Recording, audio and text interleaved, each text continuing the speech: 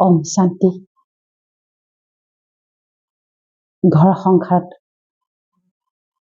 আজিকালি অশান্তিৰ কেইটামান কাৰণ আৰু তাৰ লগতে কেইটামান নিবাৰণৰ কথা পাতিম আমি। আজি সাংসাৰিক গৃহকণ্ডলেই হওক বা স্বামী স্ত্ৰীৰ মাজতেই হওক, পৰিয়ালৰ মাজতেই হওক, গৃহকণ্ডল খুব বাঢ়িবলৈ আৰম্ভ কৰিছে, যাৰ বাবে আজি ঘৰে ঘৰে মেক্সিমাম মানুহৰ ঘৰত খুব অশান্তিত মানুহবিলাকে দিন পাৰ কৰিবলৈ আৰম্ভ কৰিছে। ইয়াৰ কাৰণসমূহ কি? আচলতে আপুনি যদি ঘৰ গৃহস্থী সংসাৰত আছে, হয়তো আপুনি সংসাৰত তিক্ততা পাইছে, নহয়তো আপুনি সন্তানৰ পৰা তিক্ততা পাই আছে, নহয়তো আন কাৰোবাৰ পৰা পাই আছে। তাৰ কাৰণসমূহ আচলতে আজি আমি বিশ্লেষণ কৰিম। এই কাৰণসমূহ আমি যদি জানি লওঁ, তেতিয়া আমাৰ নিবাৰণৰ কাৰণে সুবিধা হৈ যায়। কাৰণ আমি কেতিয়াবা বহু কথাত মোক বহুতে প্ৰশ্ন কৰে যে চিষ্টাৰ, মোৰ লগত এনেকুৱা কিয় হৈ আছে? এনেকুৱা এটা বৰ ডাঙৰ প্ৰশ্ন, খুব ডাঙৰ প্ৰশ্ন যে মোৰ লগতে কিয় এনেকুৱা হৈ আছে, মোৰ লগতেই যে কিয় হৈ আছে, হয়নে? আপোনাৰ ঘৰত যিসকলৰ পৰা আপোনাৰ অশান্তি অসূয়া হৈ আছে, সেইসকলৰ হৈ আপুনি 33 দিন নিৰন্তৰ মেডিটেশ্যন কৰিবই লাগিব।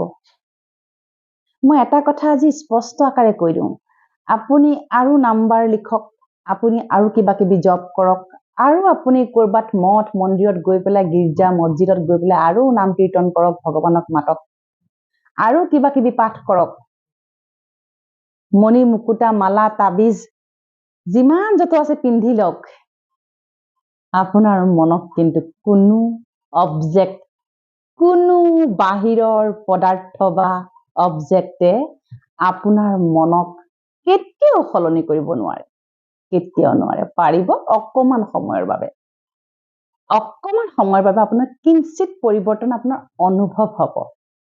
সংকল্প হৈছে সকলোতকৈ সুপ্ৰিম শক্তিশালী মাধ্যম, মন আৰু বুদ্ধিক শক্তিশালী কৰা মাধ্যম। মই ভাবো এটাই, সেইটোৱে হৈছে সংকল্প। সংকল্প হৈছে আত্মাৰ ভোজন, সেইটোৱে ক'লো কাৰণ আৰু নিবাৰণ। প্ৰথম কাৰণটো কি ক'লো? আমাৰ গ্ৰহণ কৰাৰ শক্তি কমি গৈছে, গ্ৰহণ নকৰো আমি। তেওঁ কিয় এনেকে কৰিব? তেওঁ কিয় এনেকুৱা? তেওঁ কিয় এনেকুৱা, কিয় তেনেকুৱা কৰিছে মোৰ লগত? তেওঁ কিয় সলনি নহয়? এইবিলাক প্ৰশ্ন কৰি কৰি কৰি কৰি আমি জীৱনৰ অন্তিম বেলাত আহি থিয় হওঁ আৰু কেতিয়াবা শৰীৰো ত্যাগ কৰি দিওঁ এইবিলাক প্ৰশ্ন লৈ লৈ। তেওঁ কিয় সলনি নহয় জানেনে? কাৰণ তেওঁ সেয়াই কাৰ্মিক লৈ আহিছে। তেওঁ কিয় এনেকুৱা? একেবাৰে সহজ উত্তৰ, তেওঁৰ ভাগ্য চক্ৰ, তেওঁৰ জীৱনৰ যি কাৰ্মিক পেটাৰ্ণ তেনেকেই আহিছে। যে তেওঁ পূৰ্ব জন্মত কৰবাত নহয় কৰবাত খেলি মেলি আছে, এই জন্মত আপোনাৰ ভাগ্যত তেওঁ আহিছে। এতিয়া প্ৰথম দায়িত্ব হ'ব লাগিব আপুনি তেওঁক সেই বিকৰ্মৰ পৰা উদ্ধাৰ কৰাটো, না কি তেওঁ কিয় তেনেকুৱা কৰিছে, তেওঁ কিয় এনেকুৱা, তেওঁ কিয় সলনি নহয়। এই প্ৰশ্নৰ আপুনি উত্তৰ জীৱনত বিচাৰি নাপাব। আৰু অসন্তুষ্টতা, য'ত অসন্তুষ্টতা তাতেই কি? অভিমান, অপবাদ। আৰু য'তেই অভিমান অপবাদ তাতে কি? হতাশাগ্ৰস্ততা আৰু বিষণ্ণতা। এইবিলাক এটাৰ লগত আনটো সংযুক্ত হৈ থাকে। গতিকে মোৰ আই মাতৃসকলেই হওক, ভাই বন্ধুসকলেই হওক, গ্ৰহণ কৰাৰ শক্তি মানি লওক। এওঁ মোৰ জীৱনত আহিবলগীয়া আছিল, আহিছে। এতিয়া মই উচিত সংকল্প, আশীৰ্বাদ, শুভকামনা, শুভভাৱনাৰে এওঁক মোৰ পবিত্ৰ কল্যাণকাৰী ভাইব্ৰেশ্যনৰ দ্বাৰা মই এওঁক সলনি কৰিবই লাগিব। আৰু এয়াই হৈছে মোৰ জীৱনৰ প্ৰথম ধৰ্ম। মানি ল'ব লাগিব, মানি ল'ব লাগিব। মোৰ সংসাৰ মোৰেই প্ৰাপ্তি, মোৰ পৰিয়াল পৰিজন মোৰেই প্ৰাপ্তি। এতিয়া কথা হ'ল আপুনি তাৰ পৰা কেনেকে মুক্ত হ'ব? এই যে অসুয়া, অশান্তি ৰাতিপুৱাৰ পৰা সন্ধিয়ালৈ যে আপোনাৰ চলি আছে, কেনেকে মুক্ত হ'ব?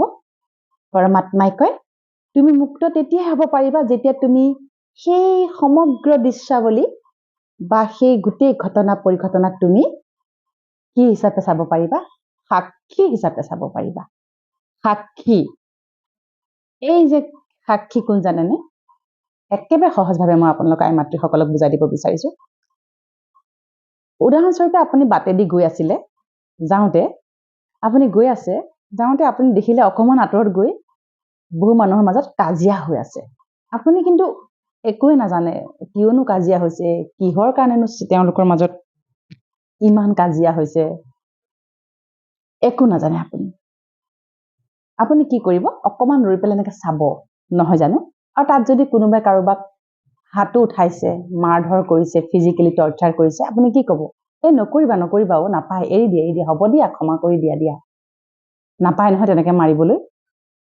ক'বনে আপুনি ক'ব তাৰ পিছত তেওঁলোকে যদি নুশুনে আপুনি বেছি সময় নাযায় আপুনি কি কৰিব এৰি দিবা হ'ব দে সিহঁতৰ ভাগ্য যি কৰে কৰক আপুনি ওলাই গুচি যাব কিন্তু আপুনি ওলাই নগৈ যদি তেওঁলোক যদি হাতাপাই কৰি থাকে আপুনি যদি ধৰিবলৈ যায় হয়তো অপজিটজনৰ হাতৰ মাৰ আপোনাৰ গাটো পৰিব পাৰে তাকে কি কয় আমাৰ মানুহসকলে কি কয় বাটৰ কচু গাত ঘঁহি নলবা কি হ'ব খজুৱাব ঠিক একেদৰে এই সংসাৰখনক যদি আমি সেই দৃষ্টিৰে চাওঁ এতিয়া আপোনাৰ মনলৈ প্ৰশ্ন আহিব চিষ্টাৰে কি কৈছে ঘৰত ইমান অশান্তি অসুয়া মই কি একো ক'ব নালাগে নেকি মই কি ক'ৰবাত চাই থাকিব লাগে নেকি বা মই চাই পেলাই তালি বজাব লাগে নেকি বা মই ইগনৰ কৰিব লাগে নেকি একোৱেই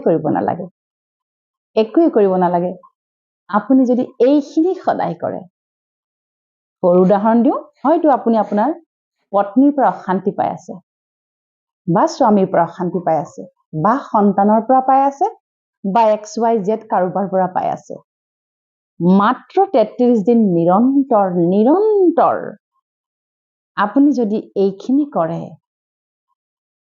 যদি কৰে আপুনি 90% উদ্ধাৰ হৈ যাব মই কেৱল আপোনাৰ মনটোক শক্তিশালী কৰাৰ কথাই সদায় কৈ থাকো হয়নে মনটোৱে জগত জিনিব মই মন কৰিলো মানে আগবাঢ়ি গলো মই মন নকৰিলো মানে মই পিছ হুহুকি আহিলো মোৰ মন গ'ল মানে মই জয় কৰিলো মোৰ মন নগ'ল কাৰণে মই ভয় খাই গুচি আহিলো মন আৰু মন প্ৰত্যেকটো কৰ্ম আপোনাক মনে কৰোৱাই আছে আপুনি অনুভৱ কৰে সেইবাবে আজিকালি মন অনবৰতে দুখত থাকে বহুত দুখ পায় ইমানেই দুখত থাকে যে কাক কওঁ কাক নকওঁ কোনেনো কাৰ কথা শুনিবই পৃথিৱীত এজন মানুহ পোৱাহেঁতেন মোৰ মনৰ কথাকে শুনিবলৈ আমি বিচাৰি ফুৰো আৰু মনৰ কথা ক'বলৈ বিচাৰি ফুৰি আজি মানুহে বিভিন্ন এক্সট্ৰা সম্বন্ধলৈ গুচি গৈছে জানোচা তেওঁক ক'লে মই কিবা সমাধান পাম জানোচা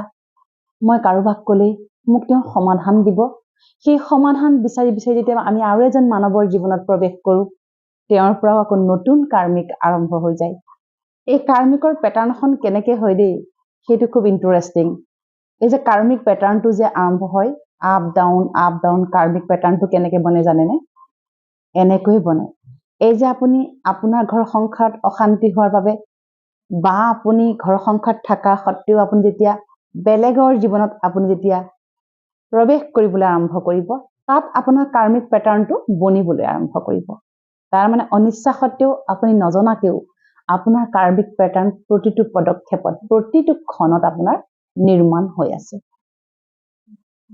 এতিয়া কথা হ'ল আপোনাৰ ঘৰত যিসকলৰ পৰা আপোনাৰ অশান্তি অসূয়া হৈ আছে সেই সকলৰ হৈ আপুনি 33 দিন নিৰন্তৰ মেডিটেশ্যন কৰিবই লাগিব নিজৰ লগতে মোৰ লগত থকা প্ৰতিটো আত্মাক উদ্ধাৰ কৰাটোৱে হৈছে আমি আত্মাৰ প্ৰথম স্বধৰ্ম নিবাৰণ হ'ব ৰাতিপুৱা শুই উঠিয়ে সেই ব্যক্তিক পৰাপক্ষত মূৰত হাতখন থৈ ক'ব নতুবা যদি তেওঁ চুব নিদিয়ে বা আপুনি সেইটো অৱস্থাত নাই অন্তত তেওঁক আপুনি কপালত হাতখন থৈ ক'ব পাৰে আত্মাৰ কপালৰ সোঁমাজত আত্মাৰ নিবাস হয় ইয়াত স্পৰ্শ কৰি ক'ব পাৰে নতুবা সন্মুখত ৰৈ ক'ব পাৰে নতুবা আনটো ৰুমৰ পৰা আপুনি ক'ব পাৰে যে হে আত্মা তুমি যেনেকুৱাই তুমি মোৰ বাবে শ্ৰেষ্ঠ। এই বাক্যশাৰী কিমান পাৱাৰফুল আপুনি অনুভৱ কৰিছেনে? আপুনি যেনেকুৱাই আপুনি মোৰ বাবে শ্ৰেষ্ঠ।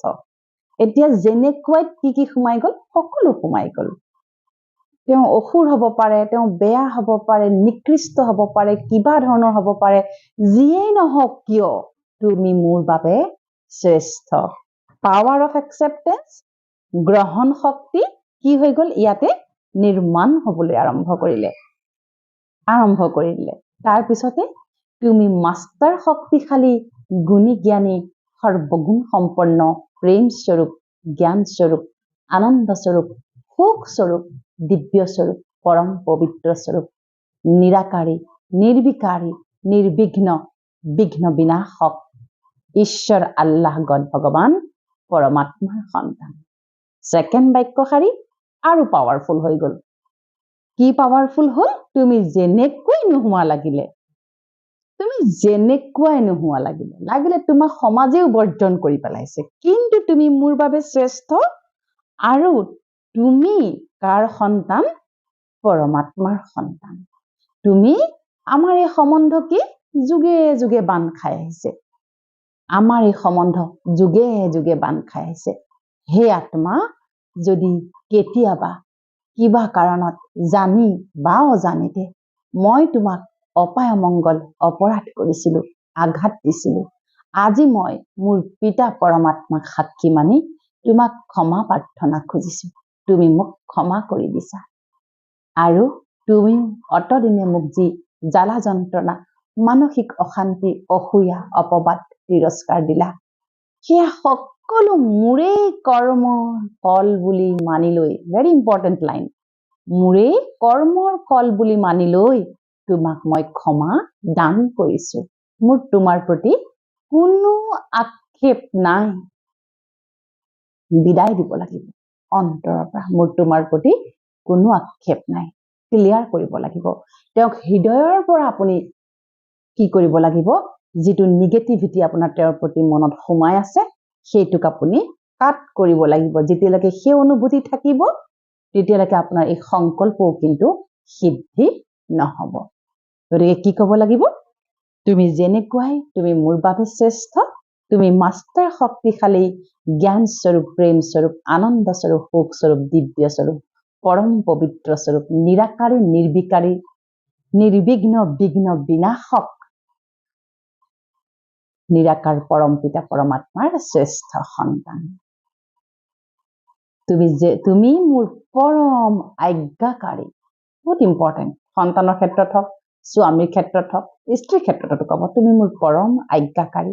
তুমি মোৰ প্ৰতিটো কথা আখৰে আখৰে অন্তঃকৰণেৰে মানি চলা। মই তোমাক নিস্বাৰ্থ ভাৱনাৰে আত্মিক প্ৰেম কৰো। মই তোমাক আত্মবিশ্বাসৰে, অন্তঃকৰণেৰে, নিস্বাৰ্থ ভাৱনাৰে আত্মিক প্ৰেম কৰো। তুমি মোক কেতিয়াও আঘাত দিবই নোৱাৰা। তুমি মোৰ বাবে শ্ৰেষ্ঠ। তুমি পৰমাত্মাৰ শ্ৰেষ্ঠ সন্তান। তাৰপিছতে এইটো ক'ব লাগিব, মই প্ৰতিশ্ৰুতি দিছো, আমাৰ সম্বন্ধৰ মাজত মধুৰতা, একত্ৰতা, নিস্বাৰ্থ প্ৰেম ভাৱনা, সন্মান আৰু সহযোগিতা মই মোৰ ফালৰ পৰা সদায় অটুট ৰাখিম। ইয়াত এইটো প্ৰশ্ন আহিব নোৱাৰিব যে তেওঁ অটুট ৰাখিব নে নাই। নাৰাখিবও পাৰে, কিন্তু মই অটুট ৰাখিম। তুমি সুস্বাস্থ্যৱান, নিৰোগী আৰু দীৰ্ঘায়ু হোৱা। নিৰাকাৰ পৰম পিতা পৰমাত্মাৰ কৃপা দৃষ্টি আশীৰ্বাদ সদায় তোমাৰ লগত সুৰক্ষা চক্ৰ হৈ আছে, আজীৱন থাকিব। এই ভাৱনাৰে 33 দিন নিৰন্তৰ সেই আত্মাক আপুনি শুদ্ধ মনৰ সংকল্প দিয়ক। প্ৰথম পানী গিলাচ দিওঁতে একেখিনি কথা আপুনি কৈ দিয়ক। তাৰপিছত ভাত বনাওঁতে, খাওঁতে, শুওঁতে, উঠোতে, বহোতে তেওঁ কি ব্যৱহাৰ কৰিছে, তেওঁ কি পজিশ্যনত আছে। এই যে কলো বাটত এখন কাজিয়া লাগি আছিল, আপুনি যে আঁতৰি গ'ল, সেইটোৱে সাক্ষী দ্ৰষ্টা। তাৰ মানে তেওঁ ক'ত কি কৰি আছে, তেওঁ কি, সেইবোৰ কিন্তু অলপ দিনৰ কাৰণে আপুনি সাক্ষী হৈ কেৱল চাবহে পাৰিব। তাত ইনভলভ হ'বৰ প্ৰয়োজনীয়তা নাই। এইখিনি কৰিবলৈকে আপোনাক লাগিব অকমান ধৈৰ্য, অকমান একাগ্ৰতা, আৰু কি হয় খং, আপোনাৰ খঙৰ পৰিমাণ কমিব লাগিব। এতিয়া আমি দেখিছো কাজিয়াখন বাঢ়ি যোৱাৰ, সংসাৰত অশান্তি বহাৰ এটা মূলত্ব কাৰণ হৈ গৈছে খং। সৰ্বপ্ৰথমে আপুনি সেই খঙৰ পৰা আপুনি মুক্ত হ'ব লাগিব। ঠিক একেদৰে আপুনি কি কৰিব লাগিব, নিজৰ খংটো কমাব লাগিব। সেইবাবে নিজৰ বাবে ৰাতিপুৱা শুই উঠি এই সংকল্পখিনি ক'ব, মই শান্ত স্বৰূপ, জ্ঞান স্বৰূপ, প্ৰেম স্বৰূপ, আনন্দ স্বৰূপ, সুখ স্বৰূপ, দিব্য স্বৰূপ, পৰম পবিত্ৰ স্বৰূপ। মই নিৰাকাৰী, নিৰ্বিকাৰী, নিৰহংকাৰী। মই শান্ত শান্তৰ স্থিৰ। আজিৰ দিনটোত মই প্ৰতিটো কথা, ব্যৱহাৰ আৰু সিদ্ধান্ত শান্তিপূৰ্বকভাৱে গ্ৰহণ কৰিম। মই শান্তিৰ সাগৰ, দয়াৰ সাগৰ, প্ৰেমৰ সাগৰ, পৰম পিতা পৰমাত্মাৰ সন্তান হওঁ। প্ৰথমতে নিজক আপুনি কুলিং কৰিব লাগিব, তেতিয়াহে আপোনাৰ পৰা কুল ভাইব্ৰেশ্যন যাব, নহয় জানো? তাৰমানে মোৰ কোৱাৰ ভাৱাৰ্থ এইটো, আপুনি যদি নিজকে শান্ত কৰি লয়, তাৰ পিছতহে আপোনাৰ শান্তিৰ ভাইব্ৰেশ্যনে আনক কাম কৰিব। এইখিনি আপুনি কৰকচোন 33 দিন, কিন্তু এদিনো মিছ নকৰিব। ইয়াত কোনো কণ্ডিশ্যন নাই, ৰাতিপুৱা শুই উঠিয়ে কৰিব লাগে। টাইম টেবুলৰ কথা থাকে, অমৃত বেলা হলে ভাল, 3 বাজিৰ পৰা 4 বাজিৰ ভিতৰত কৰিব পাৰিলে খুবেই ভাল, নোৱাৰিলে 4 বাজিৰ পৰা 5 বাজিৰ ভিতৰত কৰক, কিন্তু 33 দিন নিৰন্তৰ কৰক। এইখিনি কৰি থকা কালছোৱাত পৰাপক্ষত আপোনালোকে নিৰামিষ আহাৰ ভোজন কৰক। নিৰামিষ আহাৰে আপোনাক আৰু বহু বেছি বেনিফিট কৰিব। আপোনাৰ অন্তৰাত্মাক সহজে, অতি সহজে শান্ত কৰি ৰখাত সহায় কৰিব। তাৰোপৰি কি কৰিব লাগিব, এইকেইদিন আপুনি নিগেটিভ চৰ্চা, বেয়া চৰ্চা, অপকৰ্ম, বেয়া কৰ্ম বা আনৰ লগত পৰচৰ্চা, পৰনিন্দা ইত্যাদিৰ পৰা নিজকে মুক্ত ৰাখিব লাগিব। কাৰণ সংকল্প লৈ থকা কালছোৱাত আপোনাকো আমি পবিত্ৰ সত্তালে নিৰ্মাণ কৰিবলৈ চেষ্টা কৰোঁ। গতিকে এইখিনিতে কওঁ, মোৰ যিখন পুথি যেনেকুৱাই সমস্যা তেনেকুৱাই সমাধান, এতিয়াও যদি আপুনি সংগ্ৰহ কৰা নাই, আপুনি অনতিপলমে মই ইয়াত দিয়া নাম্বাৰত যোগাযোগ কৰক হোৱাটছআপ যোগে। তাতে মই সকলো সংকল্প লিখি ৰাখিছোঁ, ৰাতিপুৱাৰ পৰা সন্ধিয়ালৈ প্ৰতিটো সম্বন্ধক আপুনি কেনেকৈ সম্বন্ধ ঠিক কৰিব, কিদৰে সংকল্প ল'ব লিখি ৰখা হৈছে। আপোনাৰ বাবে সুবিধাজনক হ'ব। সম্পূৰ্ণ শুদ্ধ অসমীয়া ভাষাত সহজভাৱে লিখি উলিওৱা হৈছে। তাৰোপৰি আমাৰ নিতৌ মেডিটেশ্যন চলি আছে। দৈনন্দিন মেডিটেশ্যনৰ বাবে আপুনি এই নাম্বাৰতে যোগাযোগ কৰিব পাৰে। মেডিটেশ্যন কিন্তু 33 দিন সংকল্পৰ সমান্তৰালকৈ মেডিটেশ্যন কিন্তু আপুনি 33 দিন কৰিবই লাগিব। ঠিক হ'ব, গেৰাণ্টিড ঠিক হ'ব।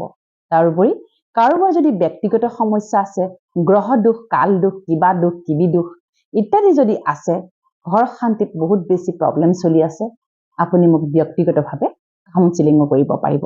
কাউন্সিলিঙৰ মাননি থাকে। এই কাউন্সিলিং কোনো কাৰণত ফ্ৰী নহয়, মই এইখিনিতে স্পষ্টভাৱে কৈ দিছোঁ। গতিকে আপোনালোকৰ জীৱনটো, বিশেষকৈ আপোনালোকৰ মনটো অতি সুন্দৰ, সত্য আৰু শুদ্ধ হওক, পৰম কল্যাণকাৰী হওক, পবিত্ৰ হওক, এই কামনাই। ওম শান্তি।